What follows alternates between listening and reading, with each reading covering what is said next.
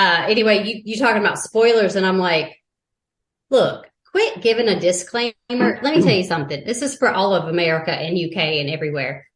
First of all, you can read the fucking episode title and be like, I've never seen this. Don't fucking listen to it then. You ain't got to give everybody a spoiler alert. Lost Boys came out before Jesus was born. Like, if y'all haven't seen it, that's not anybody's problem. Don't listen to the damn episode yet. There's almost always, basically, it is spoilers. That's the whole point. They're talking about the film, depending on what the topic is that you're talking about. But if you're talking about horror movies, you're going to get a play-by-play, pretty much. Yeah. Anyway, I cannot with people. Should we do some true crime? Yes, let's do some true crime. 5 are not going to satisfy a serial killer, right? There would be no actual number. It would be until you got caught.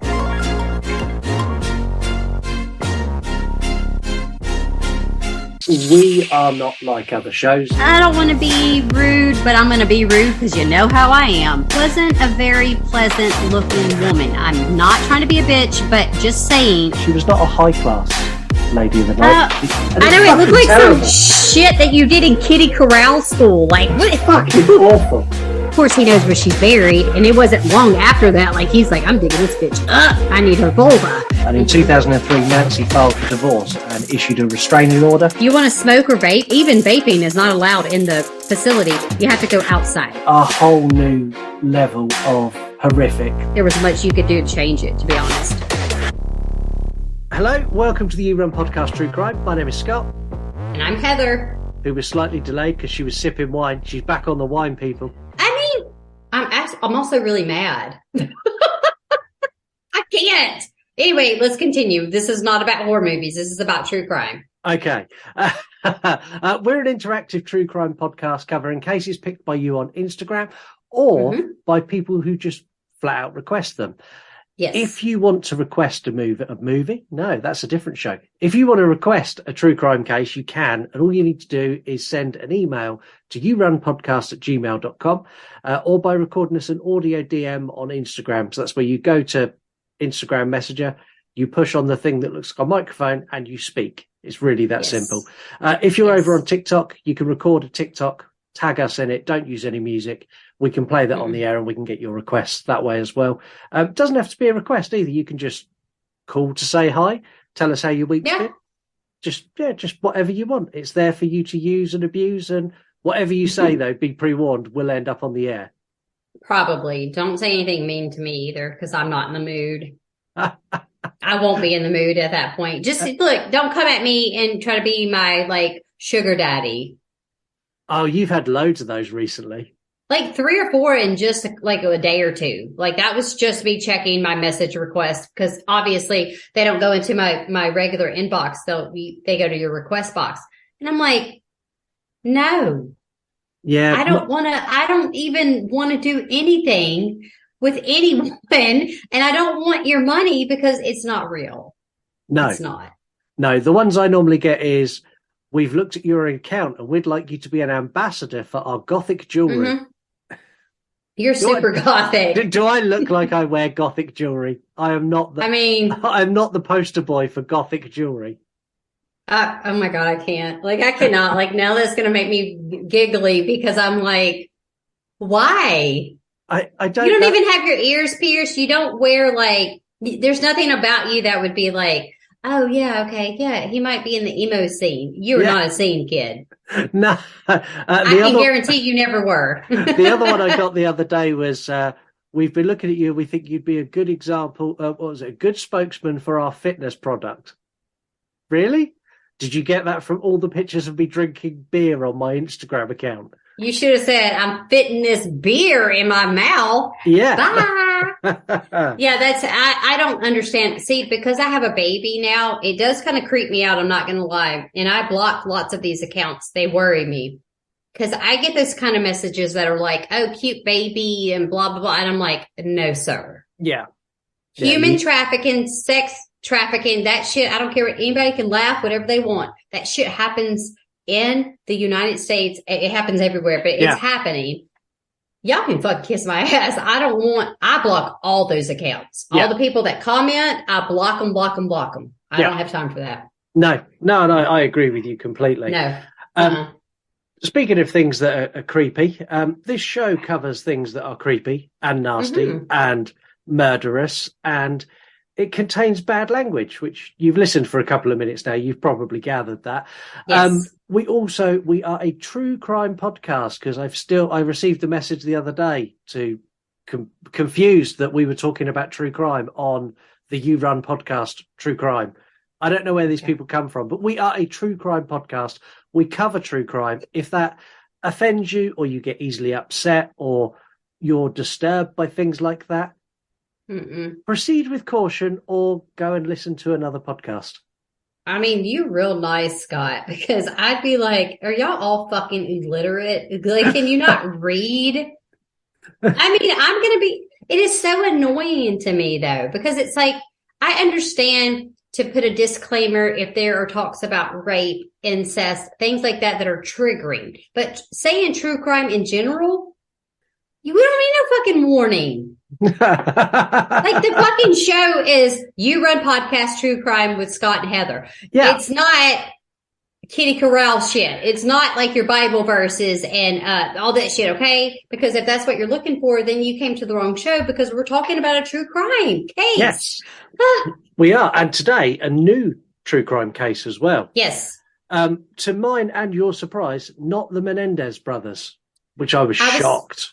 I was too. I really thought it was going to win, and I actually have watched so much shit on them. So I was ready for that, of course. Yeah, I kind of was as well. And that's the next big one that Netflix are doing, the same way they've done Dharma. So at some point, I'm sure that will definitely appear on the show. We'll get it. Yeah. Instead, we're going to meet a killer who terrorized an entire city of New York for an entire year. And when he was caught, he blamed all of his murders on his neighbour's dog. No, seriously, he blamed the neighbour's dog. Yeah. Great. A man who taunted police through the papers and cryptic letters. It's not the Zodiac Killer. We done that. It was our second case. Yes. Today we look at the life and crimes of David Berkowitz, or as he was more famously known, the 44 Calibre Killer, or the Son of Sam. This is a police sketch of the suspect in one of the nastiest murder cases New York police have had come their way in a long time. The killer police are looking for is called the 44 Calibre Killer because of the weapon he has used. In a neighborhood of the Bronx called Pelham Bay, and in Forest Hills near the famous tennis club, the killer has struck 6 times since last summer, and 5 are dead, most of them pretty young women. The killer has taunted authorities by writing 2 letters. Police are convinced the letters are real. Both were signed Son of Sam. One was left for police, the other was sent to Jimmy Breslin, a widely read columnist for the New York Daily News. The letter was very eerie. Then you know that he read something that you wrote, and that somewhere out there he's reading again what you wrote. And it's one of those crimes has been, has been visited upon man throughout the ages. A demented killer, you don't know how to stop him. On the envelope of the letter, the killer has drawn a sign, including the biological marks for male and female, and the letter S. The symbol only adds to the mystery of all this. So far, police say they're not even close to solving the case of the 44 Calibre Killer. In New York, the search continues for the 44 Calibre Killer, who has come to be known as the Son of Sam, the object of one of the biggest manhunts in this city's history. In the past year, the killer, believed to be a young man, has killed 5 people and wounded 4. His victims, mostly young women with shoulder-length dark hair, usually shot at very close range while sitting in parked cars at night. This is headquarters for one of the most intense manhunts in the history of New York. Search for the 44 Calibre Killer. Operating out of this office, over 50 of the city's best detectives pore over clues and run down leads. Well, the 44 Killer still is at large. John Keenan, who is the chief of New York City Police Detectives, it was July 29th, 1976 that he first struck. How much closer are you to apprehending Son of Sam these days, or is he just totally an elusive character? He's still an elusive character, but in the sense that We have a large force of detectives doing an investigation on the case. We feel that we're making ground. We're covering ground, and we're making progress in the case. What kind of a psychological profile have you been able to come up with? Well, I think the leaving of letters in and of itself is kind of a switch. I think at this point, his original reason for committing the crimes has changed. I think now he's into the kind of enjoying the publicity aspect of this. I see it as a kind of a becoming a cat and mouse thing. In a sense, he visualizes himself the Moriarty of the day. David Berkowitz is the man who police think was son of Sam, and he was arrested with a smile on his face. Police were jubilant. 44 caliber bulldog. Just after midnight, about 2 hours after the arrest, they displayed the 44 caliber pistol they said they found in Berkowitz's car. They said lab tests indicated it was the gun used in the killings. So David Berkowitz was born David Richard Falco, and after his birth, he was given up for adoption. The reason for this, he was born out of wedlock, so he was the product of an affair. Yes. And while that happens a lot today, and that's not a bad thing, it wasn't a bad thing in 1953, but it was frowned upon. So exactly, it was a case of he was born out of wedlock. Mum went, shit, and just give him up for adoption. He was adopted by a relatively normal, nice family, Pearl and Nathan Berkowitz, who didn't even do much with his name. So they swapped his name around. So instead of him being Richard David Falco, he was David Richard Berkowitz. Super creative. I thought so. But also kind of keeping, I think that's kind of keeping a link to keep his namesake, so to speak. Yeah, I get that. So he didn't feel like so dislocated or something. Yeah. He had a good, healthy upbringing, as far as I can tell. And I'm going to say he is a prime candidate for your some people are born bad. Yeah. When we get to if we talk about his childhood, which I'm sure we'll go over it. Yeah. He was kind of bad. He wasn't a very good child, I'd say that. There were some things in there that raised some alarm, but nothing that made me go, oh God, he's like Dharma. He wasn't killing animals. You're not going to get your typical stereotypical serial killer traits, right? No. It was just behavioral, more behavioral. That's where I'm trying to go with that. I think that's what it was. One of the things that he done early on was he started setting fires. And lots of fires. And when I say lots of fires, if you believe his journals, over 2,000 fires from when he was in school to when he was arrested. Are you pointing at yourself because you set fires? Okay, so whenever I was going through the show notes and I'm getting ready to get my notes ready for the show, I was like, okay. So I didn't know this about David because I don't know a lot about this case other than researching it. Now I know more. But anyhow, so when I was like, I might have been 12 or 13. I can't remember. I set a whole fucking field on fire because me and my friend were like, oh, we have these like little smoke bomb things, like a firework, but they let off the colored smoke. Yeah. I don't know what they're called in the UK, but smoke cherry bombs or something. Yeah. Anyway, we set off a couple of them in a dry ass field. And I was like, oh, it's fine. That shit went up like a hard dick, like this. Wow. The whole fire department came. We got in so much fucking trouble because they're like, I literally caught an entire, like, I'm not joking, like half-acre field on fire. Fucking hell. But I am not, I'm a good person. I don't do things like that anymore. I was a kid. We were like, oh, this is really funny. Like, let's throw it in. And we knew the grass was like yellow, right? Because it was so dry. But we didn't know the science behind it. We're stupid. We're kids. Let me tell y'all something. Don't throw fire on something really dry. No. Anyways. Don't do that. David Berkowitz done it, though, because he thought it was fun. Yes. And lots and lots of them. We're talking. I only did one. You only did one. You didn't progress down the path you went down. No, I stopped it after I got in so much trouble because the fire department had to come. literally. My mom was like, your ass is fucking grass, burnt grass like that shit over there. I got in really a lot of trouble. I really did. We had 80s parents. So 80s parents did not take that shit lightly. I think I got hit with, seriously, one of the few times I might have actually got a spanking. Like, I think she hit me with a stick. Like, I'm not even sure, but I got in trouble. Like, my ass wasn't seeing daylight, okay? Southern mama shit for you. Anyways. Yeah. In 1970, his adopted mum passed away. And his dad sort of was left to look after him. In 1971, his dad got remarried. And Berkowitz didn't like his stepmom. And at the age of 17, he enlisted in the United States Army. Yeah. He served from 71 to 74. He was a model soldier. He wasn't exemplary, but he'd done everything he was told without question. He had no blemishes or black marks on his record whatsoever. And he was honorably discharged at the end of his service. He served his country well, which is not something I ever thought I'd say when I'm about to talk about a serial killer. Well, that is true. And he was also an excellent marksman. So shooting a gun, he did very well, which will tie into our case. But it is crazy how he acted. He seemed to do very well in a controlled environment like that, like the Army. I'm going to assume it's very controlled. I have never been, of course.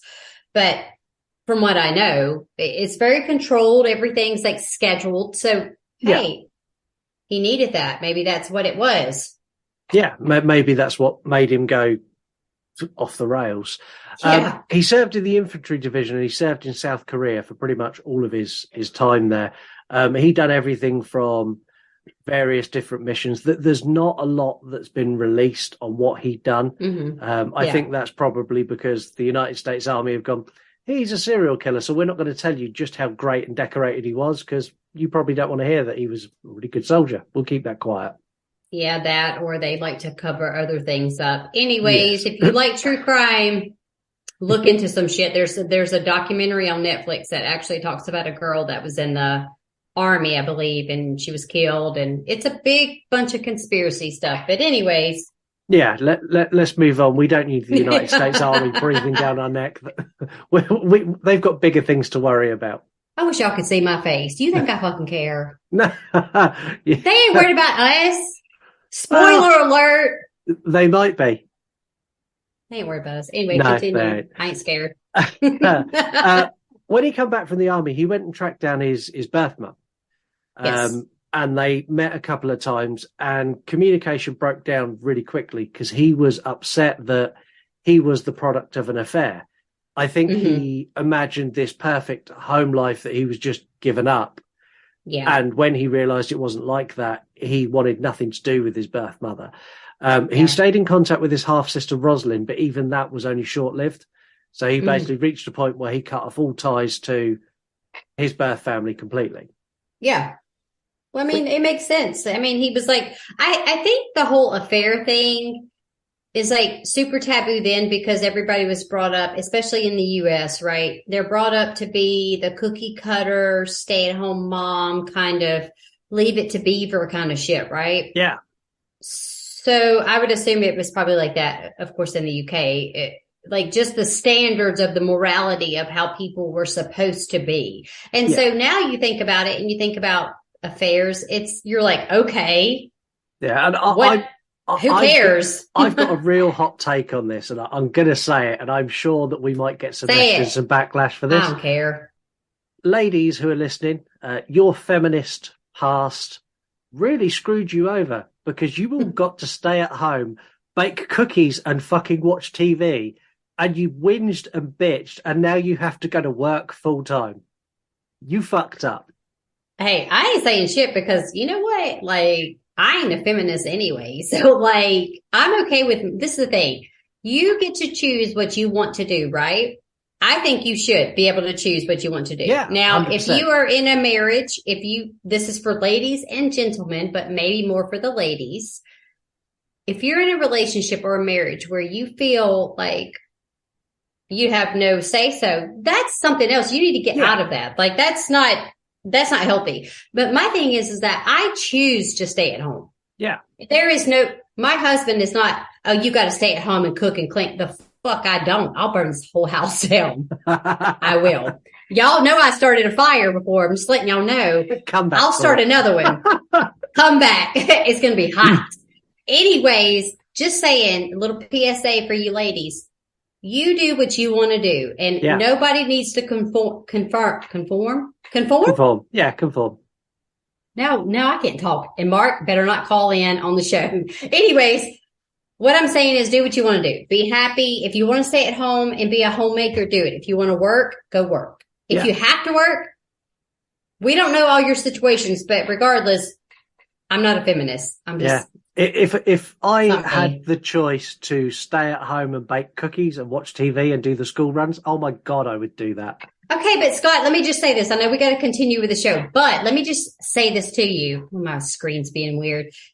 I do a lot of shit other than bake cookies. And this is the thing. School's out here for us. So there's no more school right now. I do bake a lot of cookies. So that is true. But like, I clean and I take care of, like, I do all the laundry. I do a lot of shit. Let me just let you know. Okay. I do a lot. So anyway, just saying, baking cookies is one thing.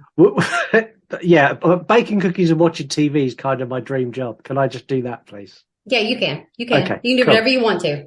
I can be anything I want to be when I grow up. Ask Lisa. And if she says it's okay, you go off, quit your job. And I want to see all the cookie pictures on Instagram. Fuck. Got to ask Lisa. That's not happening then. Anyway, let's get into the bit that you all want to know about. We breezed over the childhood here. Not a lot. I'll be honest, not a lot happens full stop, but we'll get into the bits where things start to move forward. So Berkowitz's first attack was actually on Christmas Eve 1975, not July 1976, which most people think. So his first attack was actually with a hunting knife. It wasn't with a gun. It was a hunting knife, and he attacked two women as they walked home. So he attacked a 15-year-old sophomore, Michelle Foreman, and another lady who's never been identified. They both survived their attack, but Michelle was hospitalized for several weeks. Now, I'm going to say this. As this case goes on, I know Heather said this guy was a great shot in the army. They said he was a brilliant marksman. That's what they said. He's the least proficient serial killer we've ever covered. I mean, I'm not going to argue with you on that. He is for sure. But again, I'm going to go ahead and say this. This is sort of, me and Scott both agree, this is not a super exciting case. Given the nature of like the crimes and some of the stuff that we've covered before, this is a little more, it's just kind of cut and dry. It's like, you shot somebody. Okay, well. Yeah. Did you eat them? You didn't eat them. No. Did you? You're not wearing them. So, we like creepy shit on this show. I'm just saying, we like to get dirty. This one really is really cut and dry. I mean, it really is. His first shooting was in July 1976, and it was Donna Lauria and Jodie Valentine who were sat in Jodie's car, and they'd been to a local nightclub. Berkowitz approached the car. He crouched down a little while away from the car, so he's like a couple of feet away from the passenger's window. Yes. He produced a gun from a paper bag, and he fired, killing Donna. He fired again, hitting Jodie in the leg, and then a third time, missing both of them. Bear in mind, he's only a couple of feet away. He then put the gun back in the bag and walked away calmly like nothing happened. I mean, already we're on our first, like his first crime, so to speak, with the murders. And I'm already like, how are you going to miss somebody when you're like 2 feet away from them? You can be like the worst marksman ever and still shoot them. I mean, it's a gun. Yeah. I shot a gun once. I fired a shotgun and a rifle, but we don't have handguns in the UK. Mine was a Glock. Is that Yeah. Gangsta bitches. No, I took a course. No, look, let me explain real quick. I don't need people coming at my throat.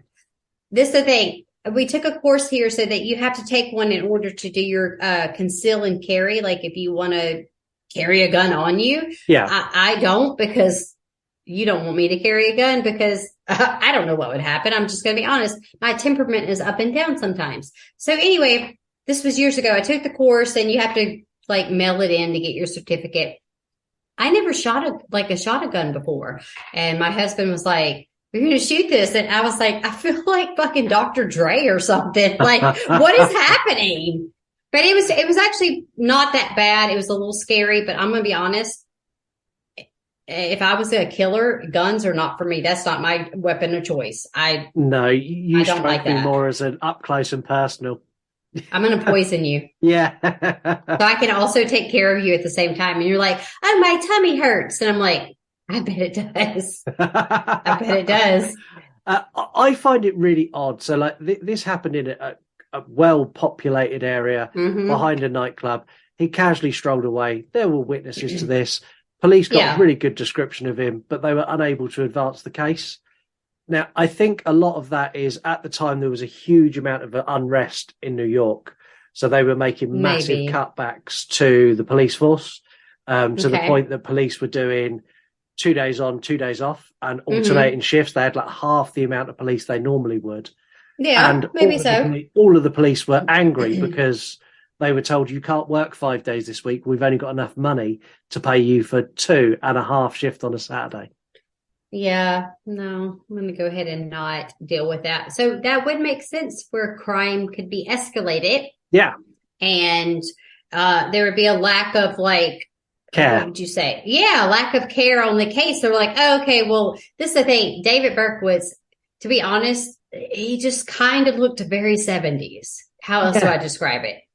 Yeah, I think he looked like any John Doe down the road to me, if you ask me. I wasn't born in the 70s, but you know what I'm saying. Like, yeah, and not only that, how many shootings are there in New York every single day? One shooting I think is not enough to make the police go, "Oh, we better give this more attention than the 12 other shootings we've got today." Well, that's true. And it wouldn't have been at that particular time. I don't think it would have been attributed with gangs, right? Because gangs would have been more in the 80s, 90s, like late 80s, early 90s. So, of course, they're just like, okay, it was a random thing, and then we're going to let it go. Which it wasn't, because in October, 23rd of October, same year, he attacked again. Same MO. He does it the same way every time. This time his targets were a couple. Carl De Niro and Rosemary Keenan, and they were sat in a car talking. They didn't notice that he was there, and the first thing they noticed was basically the window of the car shatter, and Carl just floored it and drove away. I find it amazing that Carl done this, because Carl had actually been shot in the head. That's crazy. But I mean, you can survive that, but like, what are the odds? The odds are like against you, but yes, you can survive that. But like, I ain't trying to get shot in the head, because it has to be, it's like a miracle, like if you survive it. Yeah, and there's a few people he drove off. who do. Yeah, he did drive away.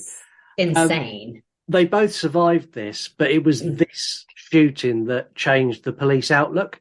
Because Rosemary's daddy was a detective on the New York Police Department and had been for 20 years. Gotcha. Yeah, makes sense. But, funnily enough, this got a fucking hell of a lot of attention after that shooting. Yeah. Because I'm guessing he went into work the next day and went, "Every single person is going to find out who shot my daughter." Yep. But she survived, so like, this guy sucks as a serial killer. I'm sorry. He does. Her dad linked this shooting with the first shooting, and he was ignored because the police departments in different boroughs didn't talk to each other. So he rang the other borough to go, "I think this case is linked." And the other borough went, "That's nice." Yeah, they didn't care. I just don't think that they thought it was anything that serious. Again, the 70s was a different time, you guys. Yeah. We were not alive then, but still, talk to our parents, right? Or whatever, anybody that we know. Like, it was a different vibe then, and people were just sort of like peace, love, and hitchhiking. Yeah. That's what they did. Yeah, peace, love, hitchhiking, and serial killers went, "This is great." Exactly, because they knew they could. Why do you think they lasted for so many years? Well, exactly. A lot of them now, not David, but other ones, they went on a spree. Yeah, exactly. A month later, Berkowitz struck again, this time attacking two students on their walk home. Just before 1 a.m., he attacked Donna DeMasi and Joanne Lamino. I'm doing well with names today. Look at you. Yeah, and they were on their way back from watching a movie. He shot both girls once and then fired more times once he had them down on the floor. Yes. Donna had been shot in the neck but survived their injuries. Joanne also survived her injuries, but unfortunately she was shot in the spine and that left her permanently paralysed. Well, that's awful, but... Horrific. But again, you know, this she is survived. Another 2 people that he's failed to kill at point blank It's range. 4 people, you guys. 4 people that he shot at. Pretty close range. So I would say within like just a couple of feet, right? Yeah. Like pretty close. Yeah. I don't know what kind of gun he was using. 44, yeah, right? 44 caliber. Yeah, big gun. Big gun. I only know about bullet. blocks. I only know about blocks. West Side. Anyways, that's all I know about. So I'm just saying, like, I'm from the South and I live in Louisiana. Get your shit together. There's a lot of gangs here. I'm just being honest. Like, I'm not joking. There really are. We have gangs like in the next city over. Like, I live in West Monroe, and in Monroe, which is like you just go over a little bridge to get into Monroe, or you can take the interstate, the highway, whatever you want to call it, interstate. Yeah. There are gangs. Wow. Yeah, bitch, don't look it up. Look it up. Seriously, Monroe is one of the most crime-filled cities in the world, like in the U.S., not the world, but like in the U.S. Look it up. Seriously, I'm not joking. We need to find a case that's right on your doorstep. I'll think of some stuff and I'll get back with you on that. Yeah. Okay. On the 30th of January, Berkowitz is back at it again. Now, the lack of communication between police departments, it kind of took until this 4th shooting for them to start to tie things together. But it's only tentative going, it's been the same size bullet. Maybe it could be. No, it's probably not. It's kind of, that's how much they've tied it together. Christine Friend and her fiance, John Deal, were sitting in John's car making out when Berkowitz struck. 3 gunshots were fired at the car, and John drove away at high speed, suffering only minor injuries. His fiancée, Christine, was not as lucky. She died in hospital a few hours later from her bullet wounds. Okay. At this point, the police released to the press that all of these shootings contained a 44 caliber weapon. And this is exactly their statement. They could no longer rule out that these crimes were not connected. I mean, at some point, after a couple times, you would have to go ahead and let's be presumptuous, right? That they could be connected. Let's just say could be, because we don't know yet, but it's kind of cool. You call it coincidence or whatever you want to say, but it is sort of, it's matching. Everything's kind of going together. Like this couple was shot. This couple was shot. They're in their cars a lot of the time, which I always found so crazy in the 70s. People just sit in their cars, and I'm like, not me. Well, I'm out of my car. I think that was, again, something to do with the nature of how parenting was, because you couldn't go and sit in your mum and dad's house. That wasn't allowed. You would go out, and then when you'd finished going out, you needed somewhere to go and hook up and kiss and talk or whatever. Kiss. I don't know. The 70s were wild. Like, I kind of low key wish I could teleport to the 70s for like about a week. Yeah, I don't think I want to do more than that. Yeah.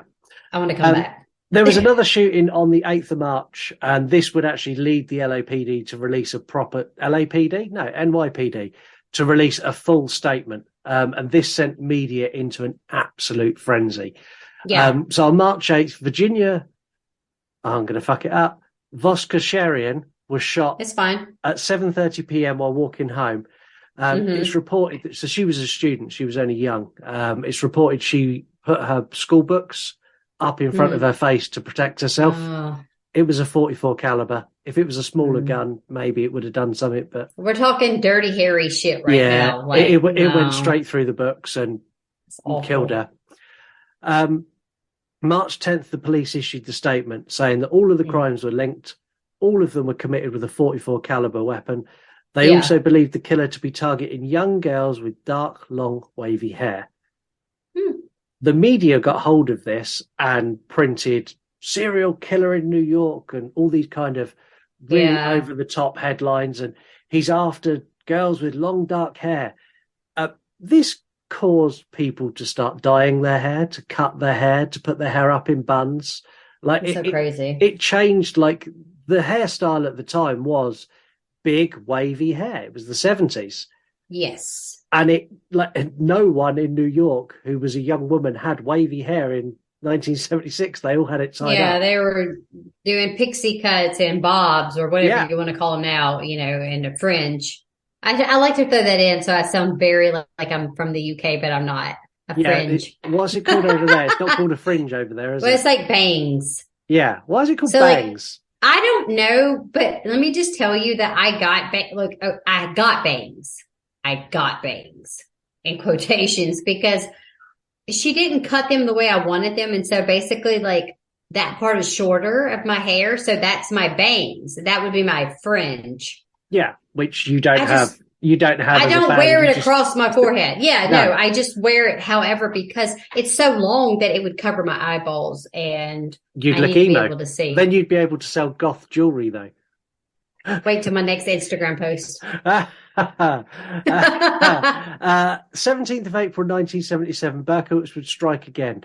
This time, shooting Alexander Isu and Valentina Sururi as they were sat chatting in a car in the Bronx. Both victims survived. Both victims died after suffering head trauma. There was something different at this scene. There was a letter left behind. We're going to translate word for word what he read. His grammar and spelling is atrocious, worse than my notes that I send to Heather for every episode. They're good. They're pretty good. Do you want me to read it, or do you want to read it yourself? No, you can read it. No, I mean, you can go ahead and read it. Yeah, I'll read the one with the terrible grammar. I'll try my best. Okay. So this is the letter he left at the crime scene. I am deeply hurt by your calling me a woman hater. I am not. But I am a monster. I am the son of Sam.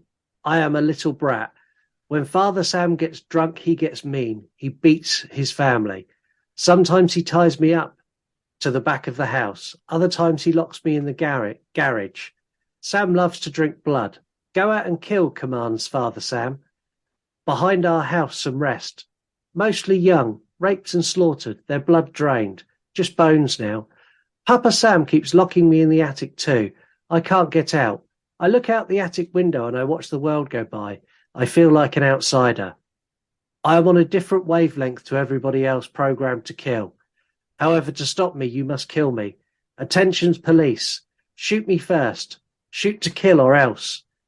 Keep out of my way or you will die. Papa Sam is old now. He needs some blood to preserve his youth. He's had too many heart attacks. Too many heart attacks. Oh, me hoot, it hurts me, sonny boy. That sounds like Mike Myers in So I Married an Axe Murderer. It does. Like the dad doing like heed kind of like a Scottish. Yeah. I miss my pretty princess most of all. She is resting in Our Lady's house, but I'll see her soon. I am the monster, Beelzebub, the chubby behemoth. I love to hunt, prowling the streets looking for fair game, tasty meat. The women of Queens are the prettiest of all. It must be the water they drink. I live for the hunt, my life. Blood for Papa. Mr. Borelli, sir, I don't want to kill any more. No, sir. No, but I must. Honour thy father. I want to make love to the world. I love people. I don't belong on earth. Return me to Yahoos, to the people of Queens. I love you. I want to wish you all a happy Easter. May God bless you in his life and the next. And for now, I say goodbye and good night, police. Let me haunt you with these words. I'll be back. I'll be back. To be interpreted as bang, bang, bang, bang. Ah, yours. In murder, Mr. Monster. I have a headache. That literally made no sense.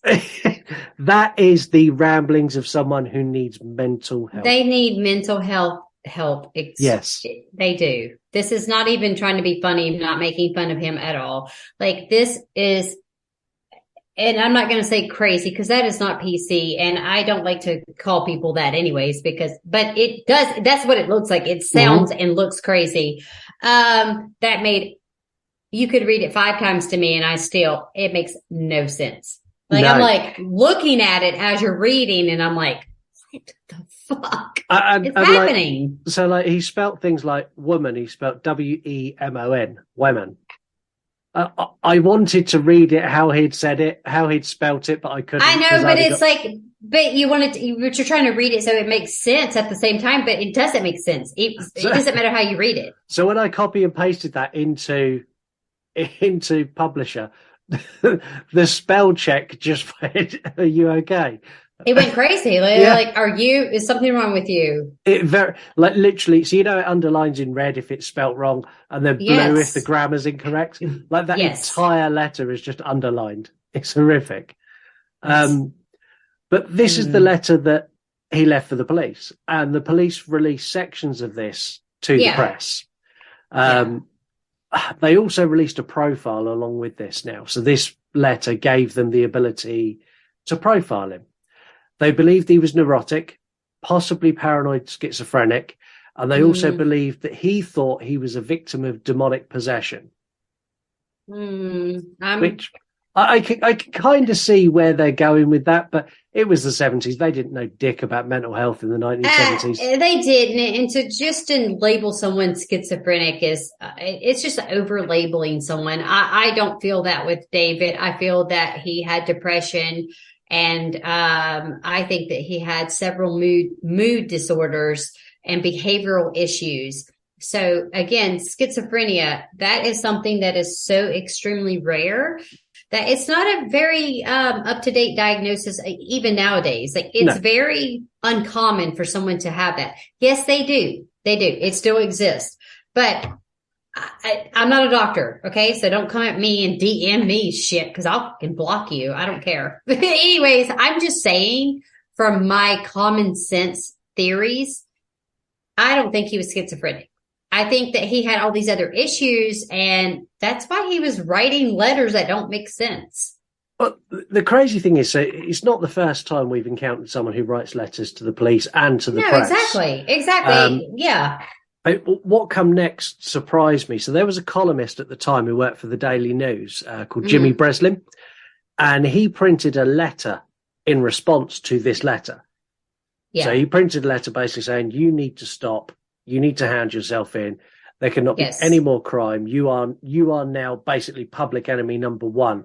And I will keep printing news, and I will keep printing all the information I get until you get caught. It was basically, he was calling him out.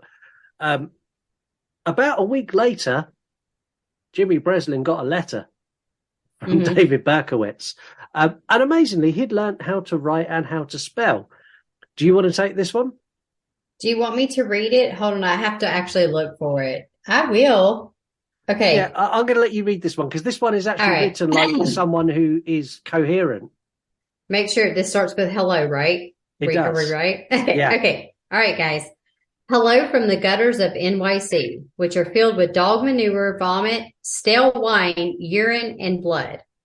Hello from the sewers of NYC, which swallow up these delicacies when they are washed away by the sweeper trucks. Hello from the cracks in the sidewalks of NYC and from the ants that dwell in these cracks and feed in the dried blood of the dead that has settled into the cracks. Oh, Jesus Christ. I'm already like, what the fuck?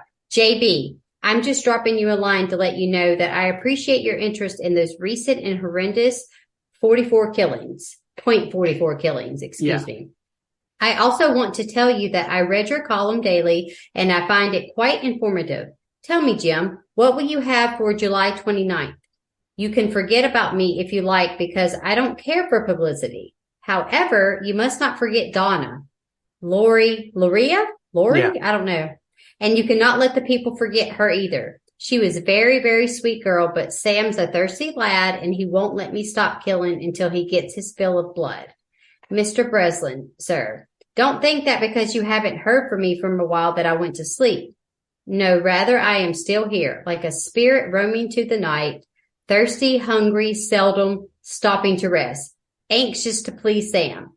I love my work. Now the void has been filled. Perhaps we shall meet face to face someday, or perhaps I will be blown away by cops with smoking 38s. Whatever, if I shall be fortunate enough to meet you, I will tell you all about Sam, if you like, and I will introduce you to him. His name is Sam. His name is Sam the Terrible. Not knowing what the future holds, I shall say farewell, and I will see you at the next job. Or should I say you will see my handiwork at the next job? Remember Miss Luria. Thank you. In their blood and from the gutter, Sam's creation. Jesus Christ, Scott. Yeah. Point 44. Here are some names to help you along. Forward them to the inspector for use by NCIC, the Duke of Death, the Wicked King Wicker, the 22 Disciples of Hell, John Wheaties, and that's spelled like the cereal Wheaties. Yeah. Rapist and suffocator of young girls. P.S. Please inform all the detectives working the slaying to remain. P.S. J.B. Please inform all the detectives working the case that I wish them the best of luck. Keep them digging. Drive on, think positive, get off of your butts, knock on coffins, etc. Upon my capture, I promise to buy all the guys working the case a new pair of shoes if I can get up the money. Son of Sam. That is, you guys, I felt like I was reading in class and about to get a fucking F because that was so hard to read. It was like the worst run-on sentence you've ever in your life. Yeah. But at least I can understand the message he's trying to convey now. That's clearer okay. He's going to keep killing and he wishes the police good luck in catching him. And if they catch him, we'll get them all a new pair of shoes. It also had various symbols on this letter. The symbols were so intricate and so exact, and I'll post a couple of pictures when we release it.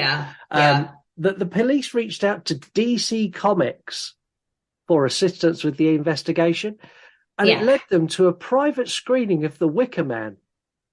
That's for extended cut. Okay, good. We're talking about the 73 one or the Nick Cage one? The 73 one. Okay, yeah, we'll talk about that in a second. I don't want to throw up right now. I fucking hate it. But the police got a private screening as part of the investigation, courtesy of DC Comics. We'll get there in extended cut. Okay, we'll talk about it then. Yeah. So after these wonderful letters, the next attack happened in June 1977, and this one has a real life miracle in it. So Berkowitz shot Salvador Lupo and Judy Palacido while they sat in their car outside a nightclub. Salvatore was shot in the forearm and he survived his injuries. Judy was shot in the back of the neck, the shoulder, and her temple, and also survived her injuries. Now, I don't know how many of our listeners, especially in the UK, know how powerful a 44 caliber gun is. Yeah, I don't know myself, to be honest. So go to Google, go to YouTube, click 44 caliber melon, and you can see people fire a 44 caliber bullet at a melon from about 50 yards, and it blows it up. I bet. Yeah. But for some reason, his gun didn't do that. There was nothing wrong with it. He was just particularly bad at shooting it. Apparently. The final shooting happened on the 31st of July, 1977. Mm-hmm. So we were creeping on now to a year from his first shooting, and the pressure on police was high at this point. Berkowitz didn't get caught because good police work. Like most cases in the 70s, he got caught because he was stupid, really stupid. So Berkowitz shot Stacy Mockowitz and Robert Volonte while they sat in their car. Robert survived, but he lost his eye, and Stacy died from her injuries, being the only victim of Berkowitz that didn't have dark, wavy hair. She had short blonde hair. Yes. This is where it all fell apart. So he was spotted by literally half the people who lived in that neighborhood. One person saw him do the shooting. One person saw him flee and get into the car and got a partial plate. Another neighbor saw him pull up and get a parking ticket. Yeah. All of the witnesses gave matching descriptions and full details of the car and him. From here, it was fairly straightforward to track him down. So they tied the parking ticket, worked out what officer gave the parking ticket. Then they knew who that was given to. Then they tracked down the address. It didn't happen. So did they do a sketch? Did they do like a sketch of him? I would assume in the 70s they did a lot of sketching. Yeah, there was a sketch that was released of him, but they caught him through the parking ticket. So I have to add this. So my thing is like looking at David, I'm like, the only thing that I think he looks like is like if you got Krusty the Clown and you made it him, exactly. If you made it him with Shelley from Friday the 13th Part 3. Shelley, the one that was, I don't know if you've seen Friday the 13th Part 3. Okay, yeah, Shelley, the heavier set guy with the curly Jufro. I said, look, I already said it. I said Jufro. Jesus. I'm sorry, y'all. I like everybody. But anyway, I said what I said, but that's what it's called. Because he had kinky curly hair. That's literally who he looks like. I kept looking at him and I was like, he looks like Shelley from Friday the 13th, Part 3. Yeah, that is pretty accurate. I'll give you that. Yeah, it really is. But yeah, they caught him through the parking ticket. And in modern day, that would be a case of they'd go to a computer, they'd hit enter, and it would tell them who issued the ticket, where it was, blah, blah, blah, blah, blah. In the 70s, that was a case of they needed to find a copy of that ticket, a paper copy in the station that issued it, then find the officer, then find if he was working, probably go to his house. So this whole process took time. It took too long, and that's why they would like never catch these people so quickly. Yeah, because it took a month you got to go track through it down. Exactly. So they knew who he was. They knew where he lived. Yeah. When they got there, they found his car parked outside, and they searched it without a warrant. What can I say? It was the 70s. Yeah, who gives a fuck at that point? No. They didn't want to go into the apartment because they didn't want to risk a shootout in basically close quarters, especially knowing that he is heavily armed. Also, they didn't have a warrant to do that, and they didn't want the arrest to fall through. So they waited for him to come out. He came out about 10 o'clock at night. Detectives stormed the car, placing a gun at his head, saying, "I've got you," basically. There's a couple of different versions of what Berkowitz said back. The first version, he says, "Yes, you've caught the son of Sam." I don't believe this is what he said, because this is something I've seen on a few documentaries where it's regurgitated information through third-hand parties. The version that I think is better, which come from the detective who arrested him, and I believe this one, what he replied was, when he said, "We finally got you," he replied, "Well, it took you long enough." Wow. Maybe he was just like waiting to get caught because his life was so miserable that like, let me get some kind of validity in my life, right? Yeah. That goes back to my kind of theory on like why these serial killers do what they do. And a lot of them want to be caught. Believe it or not, they actually want to. Yeah. They want the attention. They want the fame. Because you think about it. You go, you do these crazy crimes and you get sent to jail and then you die, right? Like you're going to end up dying. But like all the next generations are going to continue to talk about you. So like when we're gone, they're still going to talk about Jeffrey Dahmer and they're going to talk about Ted Bundy, et cetera, right? Because those are two that are always talked about. And that might have been why he did what he did, to sound outlandish, if that makes sense, like the letters and stuff. Because other than that, I don't see any reason. That stuff is kind of stupid to me. Yeah. Yeah, it is to me as well. I mean, he was arrested on the 10th of August. It took him 10 days to track him down. He was interviewed on the early hours of the 11th of August, and he was questioned for about 30 minutes before confessing to everything, including the 2,000 fires that police had no idea he even set. That's a lot. I thought my one was bad enough. Yeah. Like, that was a lot of fires. This is where things get really weird and all the conspiracy nuts get really, really excited. And they get on the demonic possession bandwagon. Berkowitz claimed that Sam, he refers to in his letters, is his elderly former neighbour, Sam Carr. And that Harvey, Carr's black Labrador, was possessed by an ancient demon that ordered Berkowitz to kill. No, he's not. No, they're just trying to add some flair to this. It's like wearing a lot of pins on your shirt. Like you're adding flair. No. That's what Berkowitz said. The dog. I don't care what the fuck he said. That dog ain't did nothing. Woof. That dog took a shit in the yard, and that dog scratched up the furniture and shed hair everywhere. But that's all that damn dog did. That dog don't give a fuck about David. Berkowitz was allowed to communicate with the press in the weeks that followed. And basically, there was lots of things that said he was like there was accomplices, and he alluded to accomplices, saying there's more sons out there. But again, that's something else we're going to say for extended cut. We don't do trials. This trial was about as dull as you could possibly get. He was found guilty and sentenced to 25 years for each person that he killed. So that was like it wasn't like 360 something years total. Yeah. Something like that, like 365 or something like that. I remember reading that. So it was 6 murders and 11 people wounded, if anyone wasn't keeping count. He's going to jail for fucking ever. Let's just put it that way. An interesting fact that he has never attended a parole hearing and claims that he's now found God and deserves his punishment. Okay, whatever. David Berkowitz is still alive and continues to serve his sentence at Shawgunk Correctional Facility in Ulster, New York. Well, he's not going to get out, and he's old as the fucking, he's old. I mean, he's old now. Yeah, he's old now, but he's still around.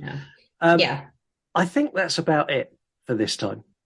Yeah, I have lots of other stuff I want to discuss, but I want to do it on our extended cut because it's going to go more into the background theories of like who David was as a person, etc. Kind of my theories on, I like to talk shit. Yeah, anyone who's new to the show, the first episode of a case, that is the case. We give you the facts as they are. Extended cut is where we talk about everything else.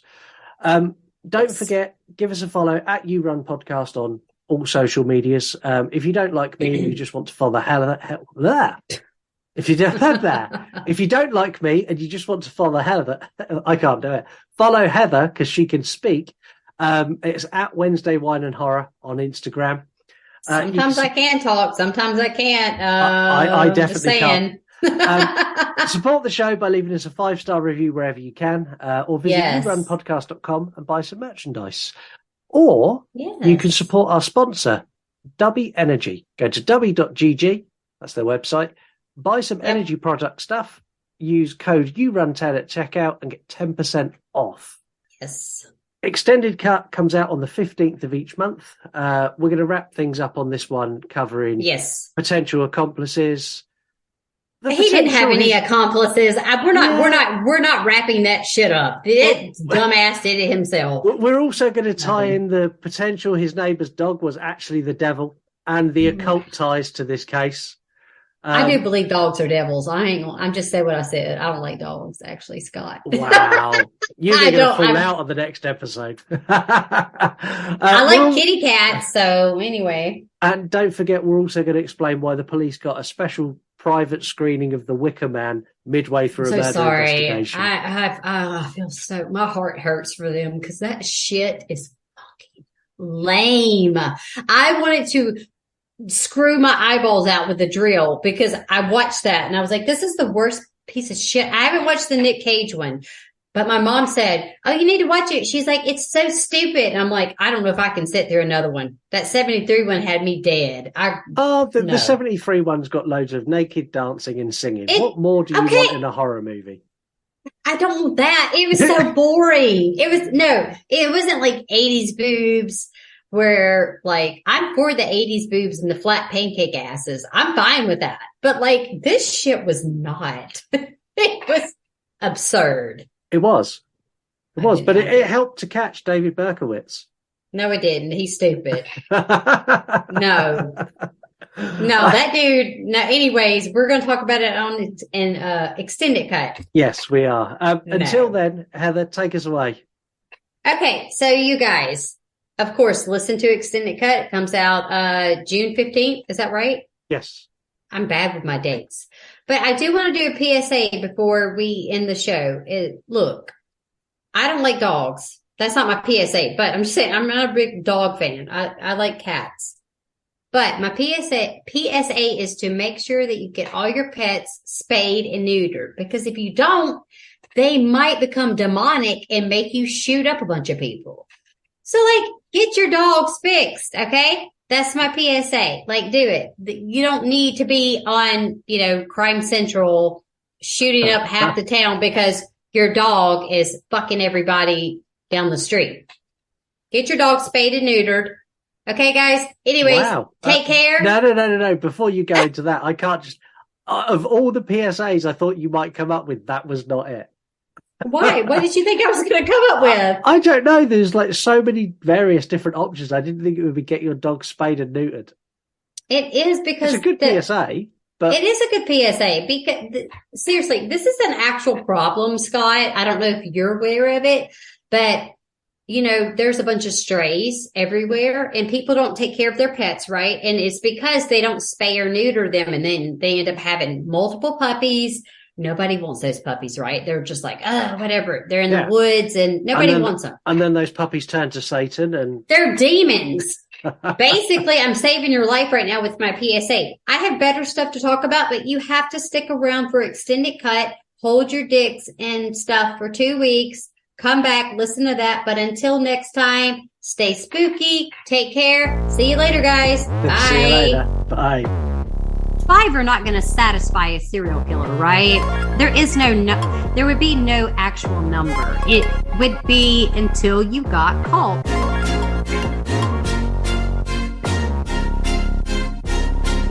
We are not like other shows. I don't want to be rude, but I'm going to be rude because you know how I am. Wasn't a very pleasant looking woman. I'm not trying to be a bitch, but just saying. She was not a high class lady of the night. I know it looked like terrible. Some shit that you did in Kitty Corral school. Like, what? Fucking awful. Of course, he knows where she's buried, and it wasn't long after that. Like, he's like, I'm digging this bitch up. I need her vulva. And in 2003, Nancy filed for divorce and issued a restraining order. You want to smoke or vape? Even vaping is not allowed in the facility. You have to go outside. A whole new level of horrific. There was much you could do to change it, to be honest.